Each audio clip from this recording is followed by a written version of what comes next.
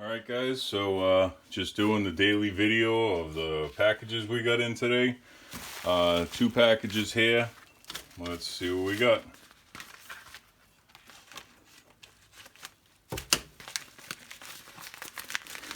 So the first package here, we got some paperwork.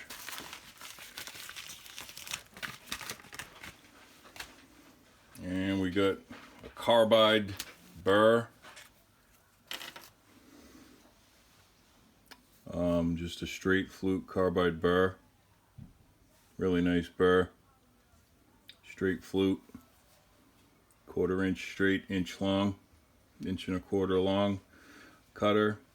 About 2.5 inches overall length.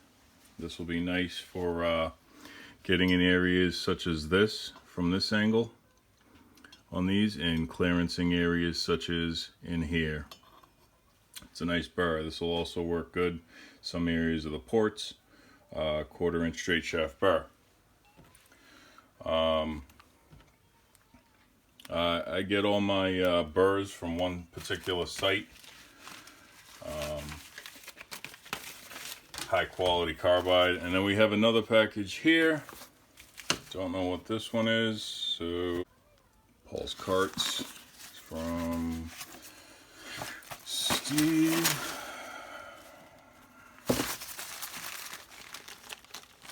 Okay, so looks like just some more seats. These are Predator 212 guides, 5.5 millimeter. Look like bullets. We got some more seats. I believe we can take a look to see what size seats they are in relation to the cylinder head. Let me put some of this popcorn away. I believe they're for oversized exhaust valves, the ones I got that I had ordered. But let's check it out. Because a lot of people cut the 34 millimeter exhausts into the 31 millimeter stock exhaust seat. And what I've found is you cannot get the correct set of angles that you need to get and the widths there that are required out of a stock size seat. So let's remove the valves from this. These valves, now look at that. This is what happens from a welded head. This is why these are stock seats and these are NR racing valves. So this is why when you weld a head, if you've noticed it, after I've welded it, I came back in here and recut the seats already. Well, just the top cut. Just because remember in the last video I talked about how the seats distort. This is also a great representation and a point of demonstrating. Even the guides distort. So when you do welding on a head, if you feel like trying this at home, just know that you're going to need proper C-cutting tools. I'm not talking about India garbage. Indian C-cutting tools that are available on eBay, they seem like a great deal. The problems with the India valve cutting tools are, there's multiple problems. Let me start with that. What you need in order to cut the seats is a pilot, which references the center of the valve. The pilot has to be straight. The pilot has to be so straight. I'm talking zero run out in the pilot. That's why companies like New Way, Sue, and there's a few other companies out there that offer grade A pilots. Now they cost a lot more money, but you get what you pay for. They're also made out of tool grade carbide steel, which does not flex and does not distort. I made the mistake that everyone else does and purchased some India valve seat cutting tools. Thought they'd be a great deal. Early on when I was doing this, didn't know if I was quite committed enough and bought those tools. Needless to say, I never cut one seat with them. I cut a seat with them, and all it did was give me the information to know that those tooling are not adequate. Now, if you want to give me a second, I will bring you the sets that I am talking about. Now, I don't know if any one of you guys have recognized sets as these. Now, I'll open up the smaller set just for an example of what these look like. Now, I don't know if you've seen these available online. The way these tools work is this is the type of pilot system that they use. Now, this would go into the guide. This set is actually for a 5.5 millimeter, which would be a Predator 212. But so this is the pilot that they use. And then you would take something such as this, which is the 45. They have different angle cutters. So this is the 45-degree angle cutter that it comes with. And this screws onto here. Okay? And this is how you would start assembling these type of cheap India cutters. And then this handle screws onto that. Okay, and once you get these two threaded together, you then put this handle in there and use this to turn and cut your seats. Now, these things, anywhere within this system, if there is any type of variance in anything, any type of run out in this pilot, any type of distortion within this cutter, there is going to be wobble within the cutting device. Even if it's to the point, the minimum requirement for run out should be anything under 0.02 of an inch is technically considered to be a good amount of run out. Now, last time I used this India setup, or the first and last time I used this India setup. Now, I paid $180 for the ability to do, that last set I showed you was for Predators, and this set here is basically every angle available to do 6.5 millimeter. So let's show you this set. So here's the pilot for this set. Then you have this handle similar to the last one. And you have, say, this 45-degree cutter. Now, here is this on here like this. Now, when I spin this around, I don't think you can, but look at this. You see that wobble? That wobble doesn't look like much. And you can't see it because, look at that. And that is right down there by the seat. The pilots are incorrectly sized. There's no taper in the pilots.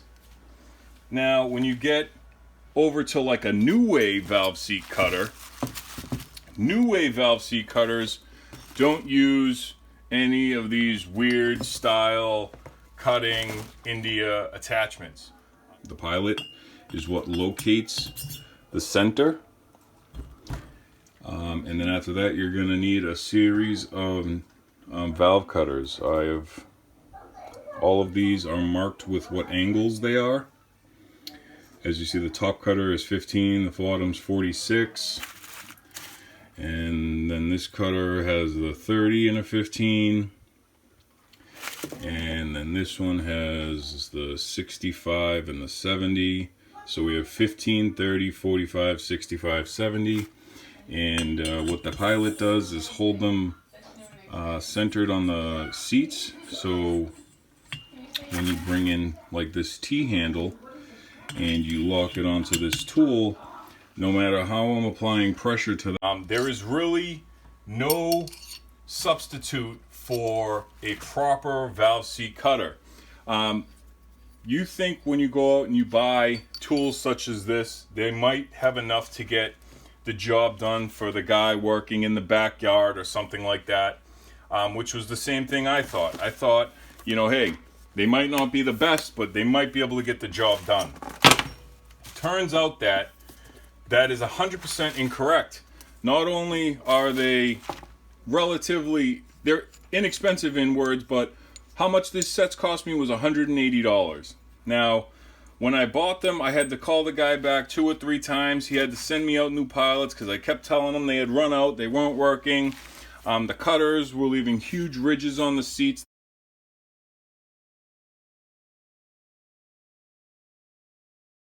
The cutter blades are inadequate. The pilots aren't. They have run out in them.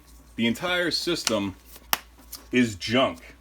You need to get yourself, if you can't afford Niue or Sue or some top name brand of pilot and cutting device, preferably a Niue, or the only other thing to do besides that is to bring it to a machine shop, have them put it on a SERDI machine. But when you do it yourself and you have, say, like a Niue set, you can put a dial indicator on there and spin it around, and that'll tell you your seat run out. Now, how I started talking about this is because these heads are welded. Now, if you go in your backyard and you decide to weld on your heads, in the last video I showed how right in this area here there was a lip, and that is no longer there. That lip between the seat and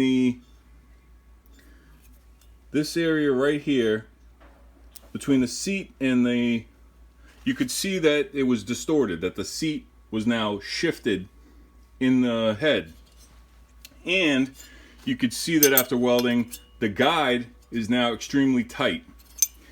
So unless you have the ability to cut a new seat and the ability to either install new guides or to ream and hone those guides back to size, meaning being able to have a micrometer to measure the valve and have a gauge to be able to measure the inside of the guide, and being able to resize that guide and straighten it to be able to accept the valve correctly again and clearance properly, what you're going to end up with is a junk head. So in order to weld these up, it's not just a matter of having a TIG welder. It's not just in order of having the ability to shape these properly to the point where they perform, but you also have to have all of the necessary tooling to do every other area on this head that can be affected by distortion. Areas that are affected by distortion are the guides, the seats, and the milling surface. So all of these things are going to have to be addressed if you attempt to do this. Now, when you start thinking about how much these tools cost, the skill and level of knowledge required to do these things properly, I know I've given you information in the past, but just pricing out the tooling and the machine work that has to be done, I mean, these heads are an absolute value. So I don't even know why I gave that cheap little punch in there, but what this thing we were showing was the valve seat sizes. So these are the seats that we just got in. We got in the seats and the guides. So the seats we just got in today, these seats look identical. Let's see what this other seat is here. Keep this separated. This seat looks just slightly bigger. Okay, so what are these seats? So this is stock seats in a cylinder head, and as you can see here, this seat, most people, this is still cut for a 31 valve. Most people want to put a 34 millimeter exhaust because that's a great complement to, say, an oversized intake, or even depending upon your cam and everything set up, that might be just required for even a 36 millimeter intake, depending upon the calculations and equations you've done for everything. If you do all the calculations and equations out and everything, it'll tell you the ratio between the valves and what size valves you need. So if this is in fact needing a 34 millimeter exhaust valve, a lot of people might try to cut that 34 millimeter exhaust valve out of the seat. Now, it's kind of hard to see here because I have this relief cut, and it almost looks like that's the seat, but that's not the seat. This dark area is the seat. So watch as I put this valve down into there. you're going to see that that seat is just barely bigger than that valve. Now, if I was to cut a 34 millimeter valve into this 31 millimeter seat, there will be so little material left in that seat that seat has a huge risk of falling out. The thickness in the seat is basically the thickness of the coil of the spring. You have to look at it as. The only thing holding this seat into the head is the interference fit that's built into the seat after they drill this hole out to put the seat in. So they'll drill the hole out to say 6 thousandths bigger than the seat, and then they have a tool that they put on and they bang the seat in. That's the only thing holding that seat in. Now, when you're using a steel seat and an aluminum head, aluminum expands a lot more than the steel does. Or the chromoly, depending upon what type of seats. These seats that I source are chromoly seats. These are some of the best seats you can get. I source these from an American company. So here's the thing. Aluminum expands a lot more than steel. So if the aluminum expands more, that's going to open up this hole. So if this hole now gets opened up, what's holding that seat in? You're going to have less interference if this is now expanded.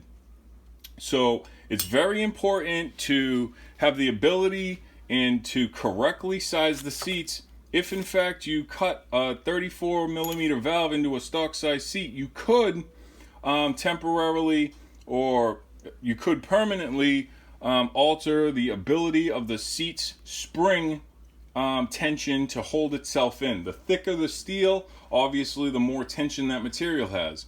The thinner that seat gets, the less tension it's able to apply out. There's just more mass, there's more girth on it pushing out. As you take material away, it gets weaker and weaker and loses its ability to hold on. So here are some guides. These are Predator 212 guides. That is just going to go into my addition of all my other seats and guides. These are all the seats and guides that I have in stock on hand, so I have the ability to offer the best quality jobs when a customer calls me. Me having this stuff on hand helps you to realize that you could just see the variations in sizes throughout the seats. And I have 5.5, 5.8, 6 millimeter. These are just some old stock cast ones, and some 6.5 millimeter guides. So no matter what kind of job you come here for, whether it be porting, flow to increase the flow, guides, seats, combustion chamber design, putting in bigger valves, putting in bronze guides, the ability and having the materials here and the correct tooling to do it is really what's needed in order to get the job done correctly. Having these things in stock allows the turnaround time on these cylinder heads to be a lot quicker. It could take upwards of a week or more to get materials into stock, so I keep them here because already with the amount of stuff that I have going on, I don't want to have to stop to wait for parts. That's why I try to get these things out as soon as I can. The month of January, I'm offering the cylinder heads at half off, so business is kind of picking up. So as of right now, I need to make sure things are getting done as fast as I can. I'm going to be going to the machine shop Monday and dropping off a bunch of stuff. I've called him. He told me to wait till Monday. So come Monday, I'm going to be bringing about 7 or 8 cylinder heads down there to have milled. Every one of them's pretty much getting milled, and about 6 of them are getting seats put in. But all of that stuff, if I have the ability to film it and the customers have given me the ability to film it, I'll bring those to you and show you the results of that. That Predator 212 with the small combustion chamber. I've talked to the guy about unshrouding that valve. He's on board with that. So I'll bring you all that. So I hope this information about the India valve cutting stuff helps. I would highly not recommend it. It's definitely going to be something that if you decide to just try it out for yourself, you're really going to be kicking yourself you got it. So if you do in fact plan on cutting some seats in the future, 100% recommend New Way valve seat cutting tools and equipment, and only New Way. There are others, but they're, just like anything, if you want the best, you got to get the best tools. So this is Paul. This is Paul's Carts. Hope you guys enjoyed the video, and until next time, you guys have a nice day.